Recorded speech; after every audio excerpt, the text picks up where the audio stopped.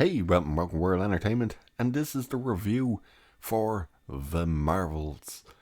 Yeah, because that's a movie that they actually put out.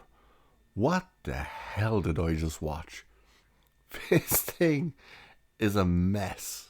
An absolute mess. It's all over the place. It has some of the worst writing.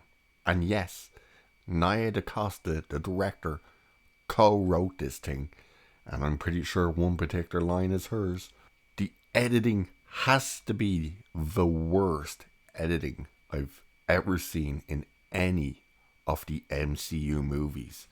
It's either through the reshoots or just the editing, or they just were that incompetent that stuff doesn't make sense to the point where it's like, this is a consequence if you do this, and then they forget about it in the next scene and never explain it. So yes, there will be spoilers in this, but I don't think anyone cares.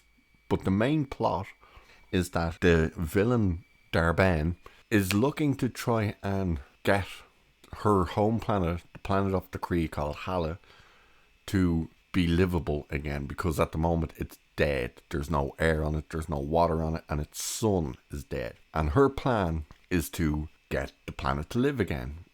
How does she plan to do this? Well, in the most retarded of ways you've ever heard. She plans to steal the air of one planet, the water of another planet, and then she plans to steal the sun from Earth. Yeah, because that's a thing. Now her motivations sort of make sense, but the execution and how she plans to do it and stuff and what she plans to do makes no sense. And of course, she finds one of the bangles, which are called Negabands in the comics. No longer, they're now called cosmic bands in this, the MCU. So she finds one in a rock on a random moon. How did they find it? Don't know. It's just how the movie starts. It's just her and her Kree people on the planet finding this bangle in a big rock. She just smashes the rock and whoop, voila, there it is.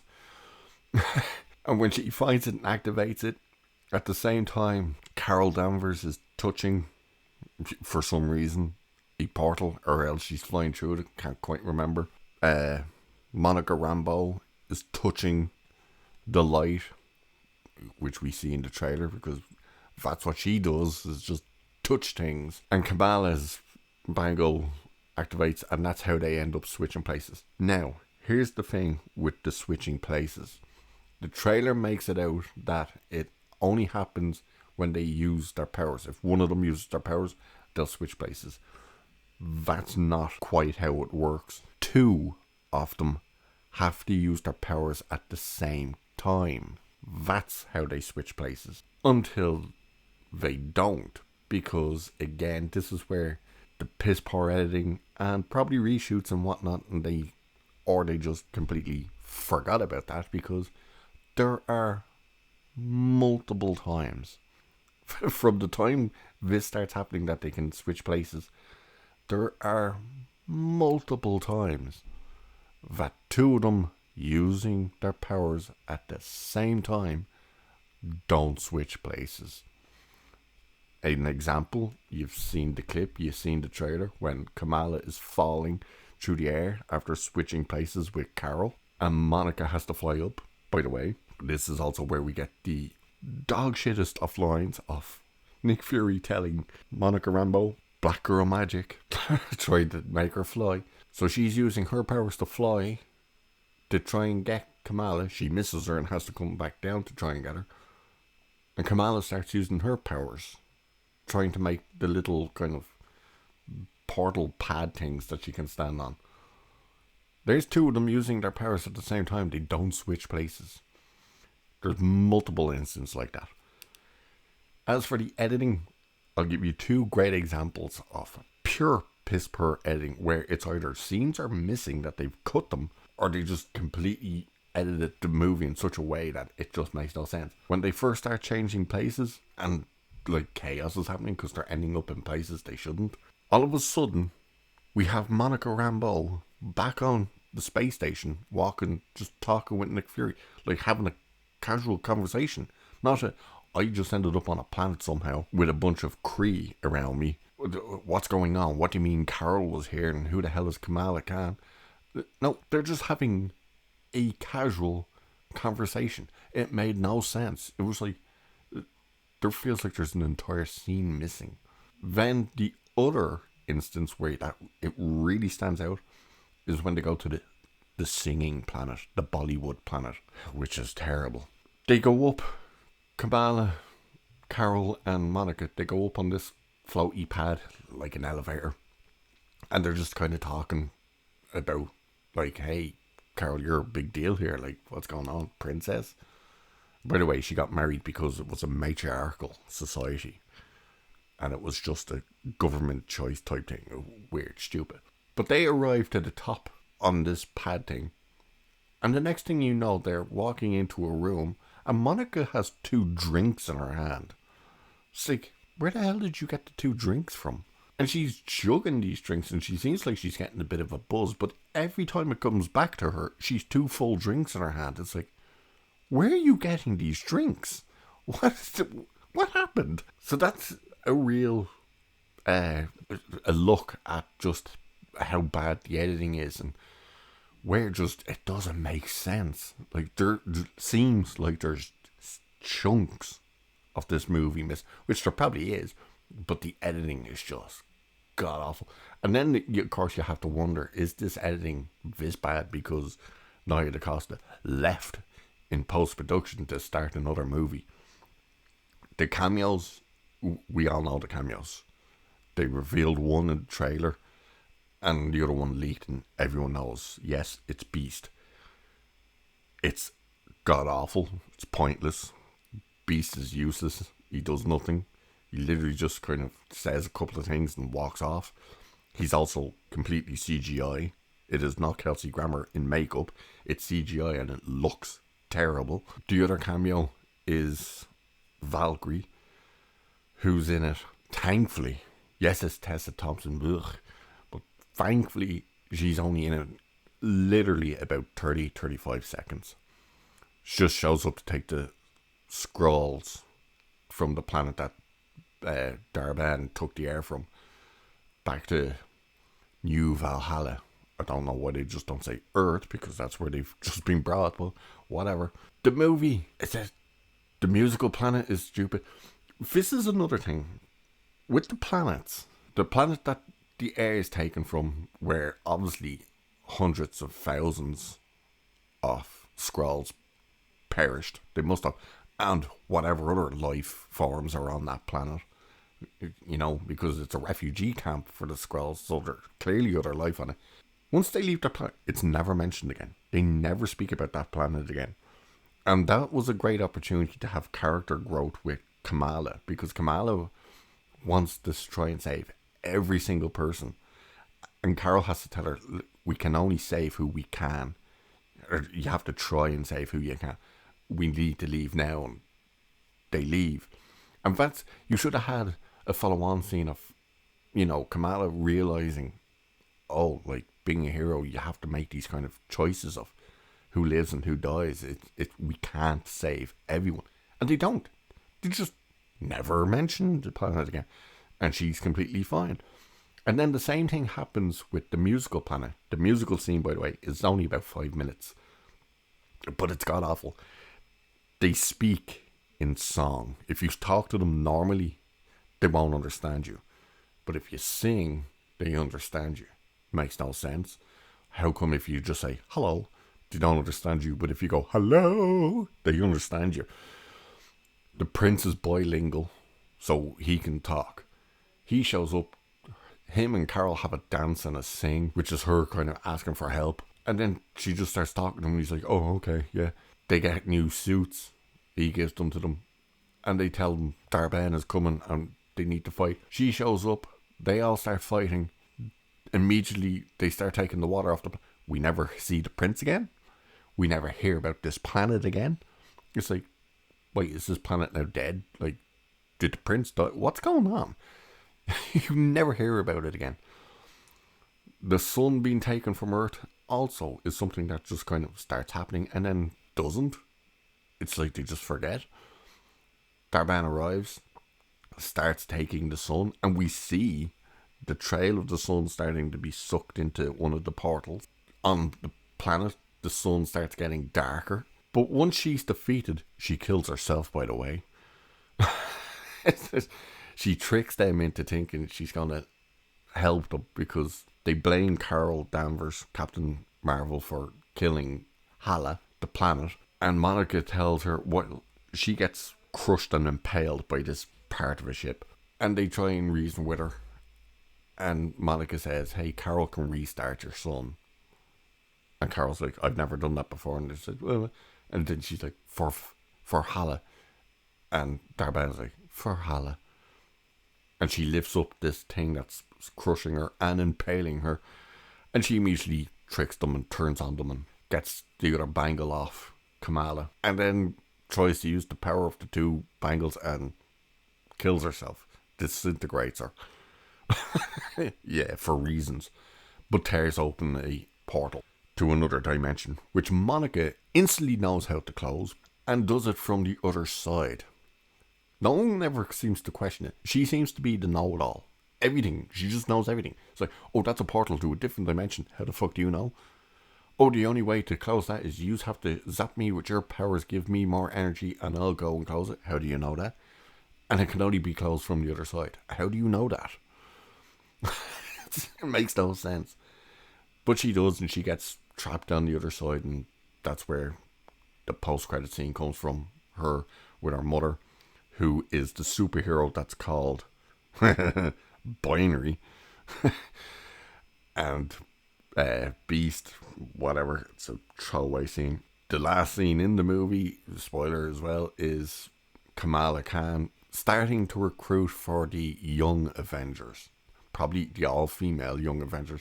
As she's asking Kate Bishop, Hawkeye, female Hawkeye, to join her team. The Flurkins, they tried this joke. It doesn't work. The joke is that to get everyone off the space station, they realise it'll be easier if the Flurkins eat everyone, because there's less Flurkins, that they can just put the Flurkins on the escape pods and shuttles. This is ridiculous. So there's a joke that's one way and then reversed immediately after, which is the Flurkins eating everyone, because apparently they don't kill you, they can transport you. They eat everyone, so you're just seeing chaos happening on the station, people getting eaten by the Flurkins. To down on Earth when Nick Fury is looking towards the sun for what's happening. And we get the scene reversed where now something's happening in front of you. But the Flurkins are regurgitating everyone. But here's the thing. In order for them to let the Flurkins eat people, they put a notice on the PA system that doesn't say, stop running, stand still and let the Flurkins help you or even take you, because that would make sense. No, instead they actually say, don't run, stand still, let the Flurkins eat you. And they're not even telling them why they want to let the Flurkins eat them. Why would you do that? It's so stupid. There are some positives for the film. That's right, there are actually positives. Kamala Khan, the actress Iman Vellani or something, whatever her second name is, she's quite likeable. And I'm looking at this movie from someone who never watched Ms. Marvel, which was going to be interesting. Didn't watch Ms. Marvel or Secret Invasion stuff. I wanted to see how that would affect watching this. Did you need to see all these other shows? The answer to that question is yes, you absolutely do.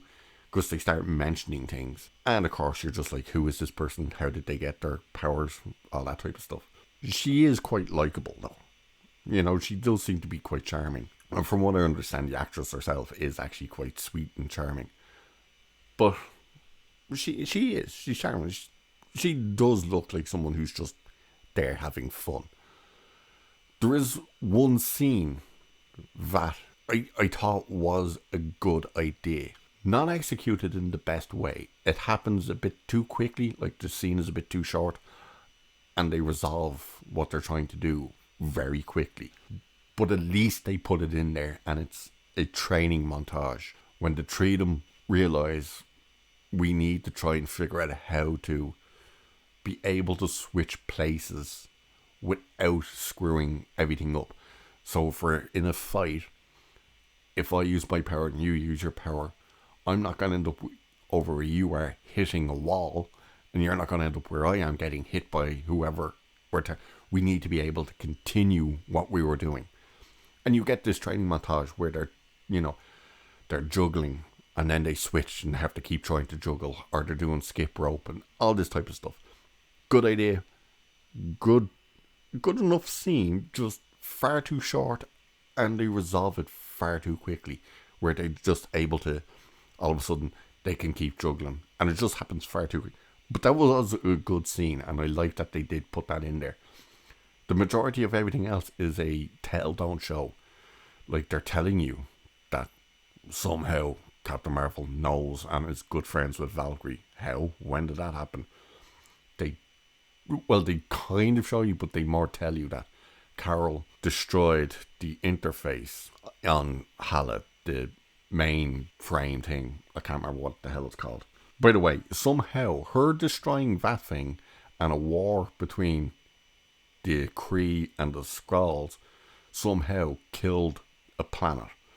That's right, somehow that took away the air from the planet, the water from the planet, and killed the star. How? How did that happen?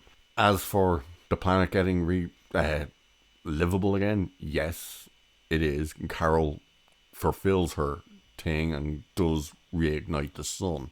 There seems to be no consequences for the fact that this planet took the air off another planet and the water from another planet. Once again, they're never mentioned again. But she reignites the sun. How? Don't know, because that's not how it works. You can't just reignite a sun. It's not a light bulb. It doesn't just turn off. When a sun dies, one of two things happens. One, it shrinks and becomes a white dwarf. Or two, it expands and goes supernova and is known as a red giant. Maybe a film, maybe science fiction, and there's other dimensions stuff. Why do you complain about that? You still have to abide by the laws of physics. I'm sorry, but you have to. You can't just fly to a dead star and reignite it. Doesn't work like that. Nick Fury is absolutely pointless to be in the movie. Literally, he's there just to be kind of comic relief of all things. This version of Nick Fury is not Nick Fury. I don't know what they've done with him, but it's not. I'm sorry. It's just not Nick Fury. Kamala Khan's family is in the entire movie. For no reason. To the point they're even brought up to the space station. Why? Don't know. Makes no sense. But they're always there. They're throughout the entire film. For no reason. And they are pointless to be there as well. All in all, the movie is terrible. It's, as I said, piss poorly. The acting from the woman who plays Darban, it is horrendous. She is terrible. Now, normally when we look at stuff like this, we say, I'm not going to blame the actress. It's the directing and the writing that they have to deal with. No, you can clearly see that this woman cannot act. Because even when it's terrible direction and terrible writing, you can see an actor can still try. Yeah, she don't. She is a one note. She makes Brie Larson look like the most brightest star to ever grace the silver screen. She is horrendously bad in it. The family, Kamala Khan's family, are terrible as well. By the way, I'm surprised they kept the father in it and so prominently and stuff with his real world problems. Yeah, kind of gets uncomfortable when he's hugging Kamala. You're like, ugh, when you know about what he's doing. But overall, piss poorly written movie, piss poorly edited movie. CGI is god awful as usual with Marvel products. Some of the acting, piss poor. Brie Larson's not actually too bad. What's her name? Is it Teyonah Parris? She's weird.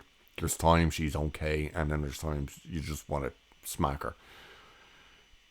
In Man, Villaney, I think it's Villaney, quite likable. Nick Fury, absolutely pointless to be in the movie. But as I said, most of the acting, fine. A lot of it, horrendous. Bad writing, bad editing, bad CGI, bad story. Oh, it's terrible. It's a terrible movie. But there you go. That's the review for The Marvels. If you're checking it out. But it is the shortest movie in the MCU, but good Christ, it feels like the longest. And the Flurkins, yeah, they're just there for reasons. But with that, I will leave it there for this one. So cheers, and I'll catch you in the next one.